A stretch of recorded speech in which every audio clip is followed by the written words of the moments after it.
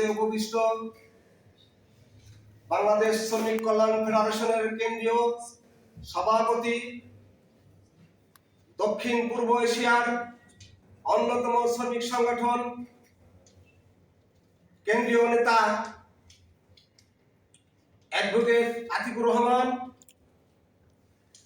উপবিষ্ট বাংলাদেশ প্রগতিশীল নির্মাণ শ্রমিক ফেডারেশনের নেতৃবৃন্দ ও বাংলাদেশ শ্রমিক কল্যাণ ফেডারেশনের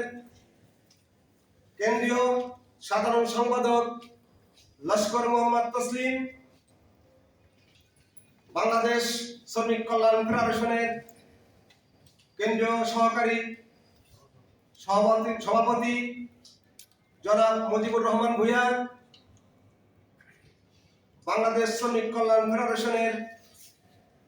বিভিন্ন পর্যায়ের নেতৃবৃন্দ, আমার সামনে সমবেত ঢাকা মহানগরী উত্তর ও দক্ষিণের ট্রেড ইউনিয়ন সভাপতি ও সেক্রেটারি ও আমার সাংবাদিক বন্ধু ভাই, আসসালামু আলাইকুম রহমতুল্লাহি ওয়া বারাকাতুহু। আমরা এমন এক সময় নির্মাণ শ্রমিক সমাবেশ করতে যাচ্ছি, যে সময় আমরা মনে করেছিলাম জুলাই গণ অভ্যুত্থানের মাধ্যমে আমরা